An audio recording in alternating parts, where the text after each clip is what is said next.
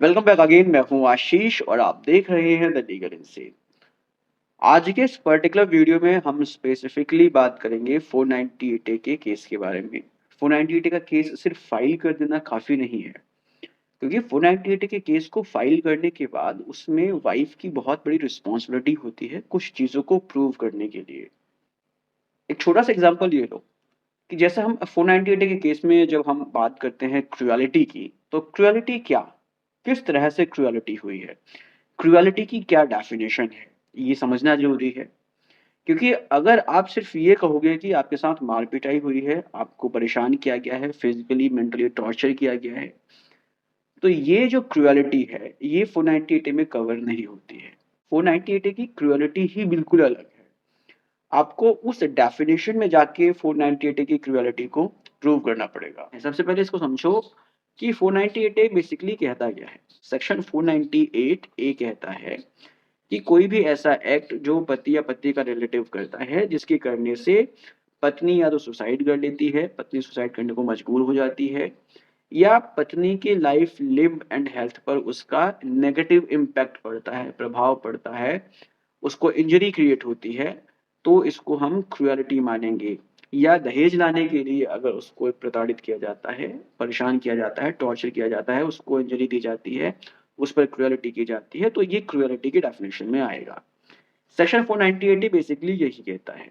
और सेम यही definition cruelty की भारतीय न्याय संहिता के सेक्शन 85 में मिलती है।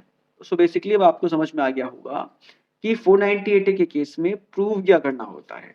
सिर्फ यही प्रूव करना है कि पति ने या पति के रिलेटिव्स ने कोई ऐसा एक्ट किया है जिसके करने से पत्नी ने सुसाइड कर लिया है, या पत्नी के शरीर पर, पत्नी के हेल्थ पर, पत्नी के लाइफ पर कुछ ऐसा इम्पैक्ट आया है, कोई ऐसा नेगेटिव इम्पैक्ट आया है, कोई ऐसी इंजरी हुई है जो क्रुएलिटी की डेफिनेशन में कवर हो रही है, या उसको दहेज लाने के लिए प्रताड़ित किया गया है, उसको परेशान किया गया है। सो यही चीजें आपको जो है प्रूव करनी है 498 के केस में। लेकिन अब इसको आप कैसे प्रूव करोगे, ये बहुत ही इंपॉर्टेंट चीज है। प्रूव क्या करना है आपको समझ में आ गया, लेकिन आप इसको प्रूव कैसे करोगे। कोई सर्कमस्टेंशियल एविडेंस तो होगा ना जिसके माध्यम से आप इसको प्रूव करोगे। आपको क्या चीजें ऐसी बतानी है जिससे ये प्रूव हो कि पत्नी के साथ ऐसा एक्ट किया गया है जो क्रुएलिटी की डेफिनेशन में कवर हो रहा है। एक बहुत ही अच्छा जजमेंट सुप्रीम कोर्ट ने पास किया जिसका नाम है Digambar and another versus state of Maharashtra and another. इस पर्टिकुलर केस में सुप्रीम कोर्ट ने क्या कहा था, ये समझना जरूरी है। सबसे पहले हम बेसिकली समझते हैं कि इस केस में क्या हुआ था। इस केस में जब पति पत्नी की शादी हुई 2006 में, तो उसके बाद जो पत्नी है उसको दो बच्चे होते हैं, और ये दोनों बच्चे जो हैं बेटियां होती हैं, बेटा कोई होता नहीं है। तो बेसिकली अब यहाँ पर जो पत्नी है उसको टॉर्चर किया जाता है। जो उसके फादर इन लॉ और मदर इन लॉ हैं वो उसके पति को प्रोवोक करते हैं कि भाई वो उसको मारे पीटे, क्योंकि उसको कोई बेटा नहीं हो रहा। इस तरह से उसको हैरेस किया जाता है। 2018 में वो अपने सास ससुर और अपने पति से अलग हो जाती है, और अलग होने के बाद वो एक एफआईआर को रजिस्टर करवाती है। एफआईआर में उसका एलिगेशन होता है कि शादी के बाद उसको बेटा नहीं हुआ, इसलिए उसको टॉर्चर किया गया, उसको परेशान किया गया, उसको हैरेस किया गया, उसको मेंटली और फिजिकली उसको बहुत ज्यादा हैरेस किया गया। और 2016 में उसके साथ जो है एक ऐसा इंसिडेंस हुआ जिसकी वजह से उसका एक बार अबॉर्शन भी हुआ। उसका कहना ये था एफआईआर में कि 2016 में उसके फादर इन लॉ और मदर इन लॉ ने उसको कुछ ऐसी चीज खिला दी जिसकी वजह से उसके पेट में जो उसका बेबी था वो अबॉर्ट हो गया। ऐसा कहते हुए पत्नी ने 498 का केस रजिस्टर किया। अब इस केस को क्वैश करवाने के लिए सीआरपीसी के सेक्शन 482 में एक क्वेश्चन पिटिशन जो है फादर इन लॉ ने और मदर इन लॉ ने हाई कोर्ट में फाइल की। जब हाई कोर्ट में पिटिशन को फाइल किया गया तो बॉम्बे हाई कोर्ट ने उस केस को क्वैश करने से मना कर दिया। बॉम्बे हाई कोर्ट का मानना था कि भाई उस केस में क्रुएलिटी हुई है, सो इस केस को क्वैश नहीं किया जा सकता। सो फाइनली ये दोनों पहुंच जाते हैं सुप्रीम कोर्ट। अब सुप्रीम कोर्ट में बेसिकली क्या हुआ, सुप्रीम कोर्ट ने यहाँ पर इस केस को किस नजरिए से देखा और सुप्रीम कोर्ट ने यहाँ पर क्या चीजें बताई, ये समझना जरूरी है। सबसे पहले सुप्रीम कोर्ट ने ये कहा कि भाई देखो 498 होता क्या है इसको समझ लो। सुप्रीम कोर्ट ने यहाँ पर 498 की डेफिनेशन समझाई और उसमें क्रुएलिटी क्या है उसको समझाया, जो हम ऑलरेडी समझ चुके हैं। कि बेसिकली क्रूएलिटी क्या है? एक ऐसा एक्ट जो पति या पति का कोई रिलेटिव करता है, जिसके द्वारा पत्नी या तो सुसाइड करने के लिए मजबूर हो जाए या पत्नी के शरीर पर, स्वास्थ्य पर या उसकी लाइफ पर कोई ऐसा नेगेटिव इम्पैक्ट पड़े, कोई ऐसी इंजरी हो जाए या अगर पत्नी को दहेज को लेकर प्रताड़ित किया जाता है, उसको हैरेस किया जाता है, परेशान किया जाता है, तो ये एक्ट बेसिकली क्रूएलिटी की डेफिनेशन में आता है, ऐसा सुप्रीम कोर्ट ने कहा। इसके बाद फिर सुप्रीम कोर्ट ने कहा कि ये चीज़ें प्रूव कैसे करनी है, ये समझना ज़रूरी है। प्रूव करने के लिए पत्नी के पास कुछ तो चीज़ें होंगी, जो वो कोर्ट में बताएगी। अब क्या चीज़ उसको कोर्ट में बतानी है?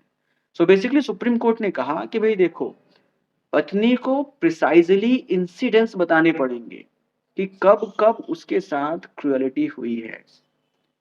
किस तरह से क्रूएलिटी हुई है? ऐसा कौन-सा एक्ट है जो क्रूएलिटी में कन्वर्ट हो रहा है? पत्नी को स्पेसिफिकली ये बताना पड़ेगा कि किस समय, किस जगह पर और किस तरह से उसके साथ क्रूएलिटी की गई और किस व्यक्ति ने क्रूएलिटी की। जिस व्यक्ति के खिलाफ वो एलिगेशन लगा रही है, उस व्यक्ति ने किस तरह से उसके साथ क्रूएलिटी की है। ऐसा कौन-सा एक्ट किया है जो क्रूएलिटी की डेफिनिशन में कवर हो रहा है। इस तरह से सुप्रीम कोर्ट ने ये साफ-साफ क्लियर किया कि पत्नी को क्रूएलिटी प्रूव करने के लिए स्पेसिफिक इंसिडेंट्स बताना पड़ेगा, जिसमें वो बताएगी कि किस जगह, किस वक़्त, किस समय उसके साथ क्या ऐसा किया गया जो क्रूएलिटी की डेफिनिशन में कवर होता है। और साथ ही साथ सुप्रीम कोर्ट ने एक और केस को साइट किया। इस केस का नाम है Jaydeep Singh, Pravin Singh Chavda versus state of Gujarat. इस केस में सुप्रीम कोर्ट ने कहा था कि क्रूएलिटी हुई है, सिर्फ इतना बता देना या प्रूव कर देना सफिशिएंट नहीं है। साथ ही साथ उस व्यक्ति का जिसने क्रूएलिटी की है, उसके मोटिव को भी प्रूव करना पड़ेगा कि उस व्यक्ति की इंटेंशन थी क्रूएलिटी करने की। उस व्यक्ति की ये इंटेंशन थी कि उसके एक्ट से पत्नी को इंजरी पहुँचे, पत्नी को नुकसान हो, पत्नी हैरेस हो। तो मोटिव भी साथ-साथ प्रूव करना पड़ेगा, इंटेंशन भी प्रूव करना पड़ेगा कि उस व्यक्ति की इंटेंशन थी इंजरी देने की। बिना इंटेंशन के 498 का केस प्रूव नहीं हो सकता। अगर व्यक्ति की इंटेंशन है कि वो पत्नी को इंजरी पहुँचाना चाहता है, तो उस इंटेंशन को भी प्रूव करना पड़ेगा। ये कैसे प्रूव होगा? ये उसके एक्ट के माध्यम से ही प्रूव होगा कि उसका एक्ट कैसा था। सो बेसिकली यहाँ पर ये आपको समझना होगा कि 498 के केस में सिर्फ इतना कह देना, सिर्फ फेक एलिगेशन लगा देना या वेग नेचर में एलिगेशन लगा देना कि मेरे साथ क्रूएलिटी हुई है, इतना सफिशिएंट नहीं है। अगर क्रूएलिटी हुई है तो किसने क्रूएलिटी की है, किस तरह से क्रूएलिटी की है, कहाँ पर क्रूएलिटी की है, कब क्रूएलिटी की है और ऐसा कौन-सा एक्ट था जो बेसिकली 498 ए में कवर हो रहा है। ये सभी चीज़ें जो है पत्नी को प्रूव करना पड़ेगा। सो बेसिकली अब इस तरह से क्लियर हो रहा होगा कि सिर्फ एक फेक एलिगेशन या वेग एलिगेशन लगाकर, एक जनरल टाइप का सिर्फ एलिगेशन लगाकर ये कह देना कि मेरे साथ क्रूएलिटी हुई है, ये सफिशिएंट नहीं है।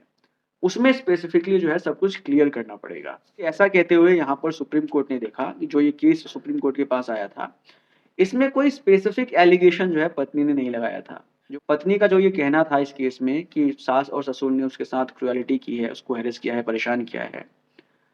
कोई भी बेसिकली उसने पर्टिकुलर इंसिडेंट नहीं बताया था।